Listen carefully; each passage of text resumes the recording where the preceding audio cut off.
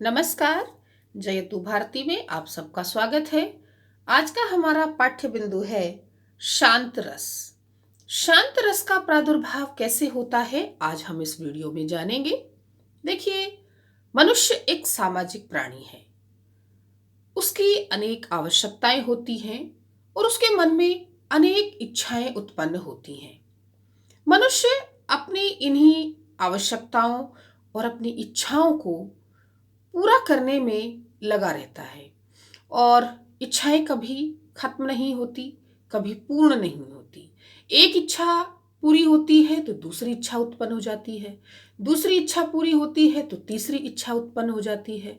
इसी प्रकार मनुष्य इन इच्छाओं की पूर्ति में पूरा जीवन लगा रहता है और कुछ इच्छाएं जो पूर्ण नहीं हो पाती, उन्हें लिए ही उसकी मृत्यु हो जाती है, उसका जीवन समाप्त हो जाता है। और उन इच्छाओं को पूर्ण करने के लिए वो फिर पुनर्जन्म लेता है, फिर अपनी आवश्यकताओं और इच्छाओं को पूरा करने में लग जाता है। तो इस प्रकार से ये जन्म मृत्यु का जो चक्र है, ये आवागमन का जो चक्र है, ये चलता रहता है और प्राणी जन्म लेता है, अपनी इच्छाओं को, अपनी आवश्यकताओं को पूरा करता है और फिर मृत्यु को प्राप्त हो जाता है।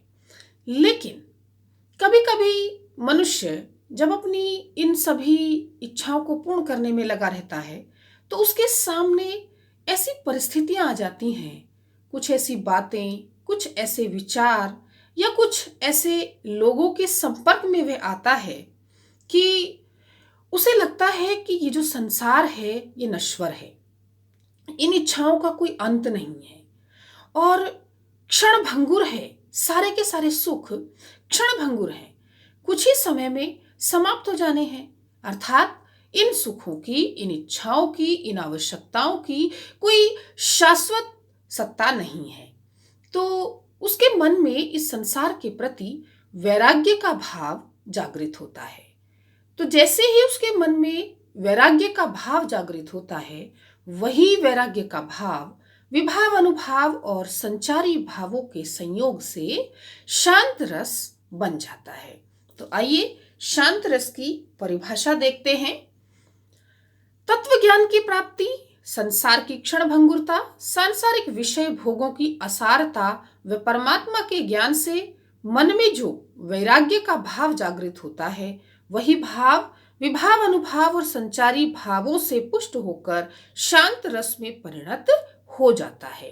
तो मनुष्य को आत्मज्ञान की प्राप्ति हो जाती है कि वास्तव में परमात्मा ही सब कुछ है, आत्मा ही सब कुछ है, इस संसार का कोई महत्व नहीं है। संसार तो क्षण भंगुर है, कुछ समय के लिए है, उसके बाद समाप्त हो जाएगा। और जो सांसारिक विषय भोग हैं, सांसारिक सुख सुविधाएं हैं, उनके बारे में भी वह सोचता है कि ये सब व्यर्थ हैं, अथवा उसे परमात्मा का ज्ञान प्राप्त हो जाता है। तो इन कुछ बातों से मनुष्य के मन में वैराग्य का भाव जागृत होता है और फिर वही भाव विभाव, अनुभाव और संचारी भावों के संयोग से शांत रस बन जाता है। शांत रस के अवयव हैं, स्थायी भाव है इसका शम, निर्वेद और वैराग्य। तीनों ही शब्द एक दूसरे के पर्यायवाची हैं। तो इसमें तीनों में से परीक्षा में आप कोई सा भी लिख सकते हैं, लेकिन याद आपको तीनों करने हैं, क्योंकि कई बार इस प्रकार से प्रश्न पूछ लिया जाता है कि शम किस रस का स्थायी भाव है या निर्वेद किस रस का स्थायी भाव है। तो आपको तीनों ही याद करने हैं। स्थायी भाव हुए शम, निर्वेद अथवा वैराग्य।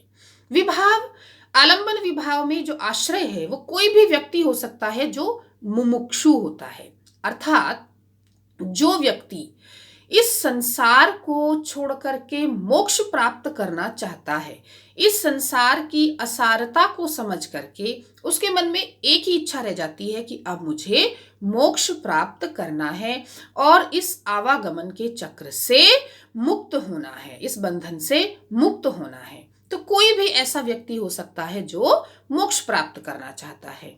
विषय है संसार की क्षण भंगुरता, परमात्मा का चिंतन अथवा कोई भी ऐसी वस्तु, व्यक्ति या घटना जिसको देख कर के मन में वैराग्य का भाव जागृत होता है।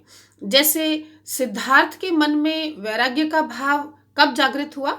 जब उन्होंने एक रोगी को देखा, एक बीमार को देखा और एक बुजुर्ग को देखा और एक मृत व्यक्ति को देखा। तो इनको देख करके सिद्धार्थ के मन में वैराग्य का भाव जागृत हो गया था। तो इस प्रकार की कोई भी घटना, वस्तु या व्यक्ति इसका विषय हो सकता है।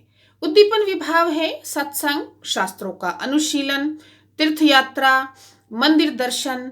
तो इस प्रकार से बहुत सारी चीजें इसका उद्दीपन हो सकती हैं। अनुभाव है अश्रुपात, रोमांच, पुलकित होना और हर्ष, स्मृति, धृति, निर्वेद, विबोध आदि इसके संचारी भाव हैं। आइए अब इसे उदाहरण से समझते हैं।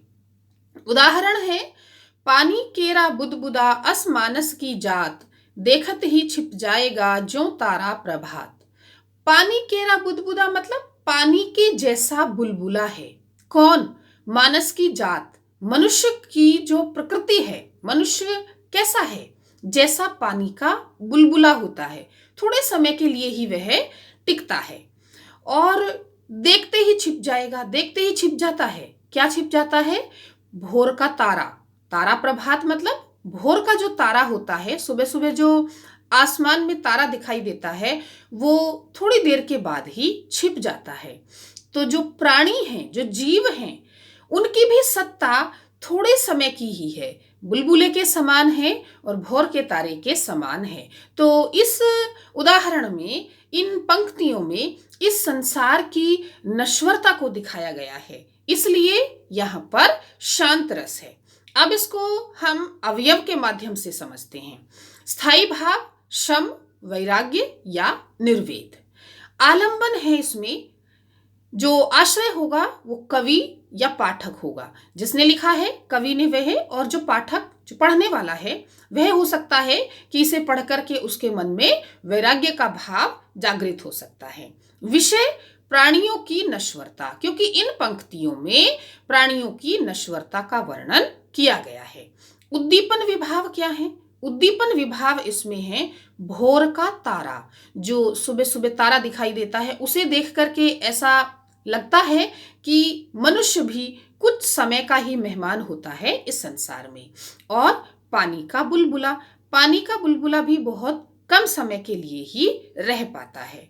अनुभाव है अश्रुपात, संसार के प्रति अनासक्ति का भाव। और स्मृति, धृति, निर्वेद, विबोध आदि इसके संचारी भाव हैं। तो इस प्रकार से इन पंक्तियों में शांत रस है। इसके कुछ अन्य उदाहरण मैंने यहाँ पर प्रस्तुत किए हैं। आप इन उदाहरणों को स्क्रीनशॉट लेकर के पढ़ सकते हैं या आप जो वीडियो है उसको पॉज करके पढ़ सकते हैं। इनका भी स्पष्टीकरण मैं थोड़ा थोड़ा आपको यहाँ पर समझा देती हूँ। सुत वनितादि जान स्वार्थ रत न करु नेह सब ही ते। इसमें कवि कहना चाहते हैं कि तुम्हारे जो पुत्र हैं, जो पत्नी है, जो पुत्री है, जो सगे संबंधी हैं, उनको तुम अपना मान करके उनसे स्नेह अधिक मत करो, क्योंकि जब तुम इस संसार से जाओगे तो तुम केवल अकेले ही जाओगे। तुम्हारी जो दुर्दशा होगी, तुम्हारे कर्मों का जो फल होगा, उसे तुम अकेले ही भोगोगे। अर्थात जिनके साथ तुम बहुत स्नेह करते हो, वे तुमको एक दिन त्याग देंगे। तो यहाँ पर शांत रस है। दूसरा उदाहरण है कबहुक हो यही रहनी रहूंगो, श्री रघुनाथ कृपाल कृपाते संत स्वभाव गहूंगो। यहाँ पर जो कवि हैं वो कहना चाह रहे हैं कि यहाँ पर कब तक रहेंगे, इस पृथ्वी पर कब तक रह सकते हैं? हमेशा तो रह नहीं सकते, अमर तो यहाँ पर कोई है ही नहीं। तो यहाँ पर भी हमेशा नहीं रहा जा सकता, इसलिए श्री रघुनाथ जी का स्मरण करो और उनके स्मरण से, उनकी कृपा से संत स्वभाव को प्राप्त करो। तो इस प्रकार इन पंक्तियों में शांत रस है। तीसरा उदाहरण है जब मैं था तब हरि नहीं, अब हरि है मैं नाही, सब अंधियारा मिट गया जब दीपक देखा माही। इसमें भी वही बात कबीरदास जी कह रहे हैं कि जब अभिमान होता है मन में, अपने युवावस्था का, अपनी संपत्ति का, तब ईश्वर का वास मन में नहीं होता है, अर्थात आत्मा और परमात्मा का ज्ञान नहीं होता है। लेकिन जैसे ही वो अभिमान नष्ट होता है, खत्म होता है, संसार की जो वास्तविकता है उसका ज्ञान होता है, तो सारा अंधकार नष्ट हो जाता है। जैसे दीपक की रोशनी में सब कुछ दिखाई देने लगता है। तो उसी प्रकार जब अहंकार नष्ट हो जाता है, तब ईश्वर का वास मन में हो जाता है और पूरा अंधकार मिट जाता है और इस संसार की नश्वरता का ज्ञान हो जाता है। इसलिए इन पंक्तियों में शांत रस है। चौथा उदाहरण है, देखी मैंने आज जरा हो जावेगी क्या ऐसी मेरी ही यशोधरा। ये वर्णन है इन पंक्तियों में सिद्धार्थ का। सिद्धार्थ ने जब जरा मतलब बुढ़ापा, कोई बूढ़ा व्यक्ति देखा, तब उनके मन में ये भाव उठा कि मैंने आज बुढ़ापे को देखा है और क्या कुछ समय के बाद जो मेरी पत्नी है यशोधरा, वह भी ऐसी ही हो जाएगी और उसका जो सोने के जैसा सुंदर शरीर है वह भी मिट्टी में मिल जाएगा। तो ये सारे भाव जागृत उनके मन में हुए, तो इसलिए इन पंक्तियों में शांत रस है। पांचवा उदाहरण है, चलती चाकी देखकर दिया कबीरा रोए, दुई पाटन के बीच में साबुत बचाने कोय।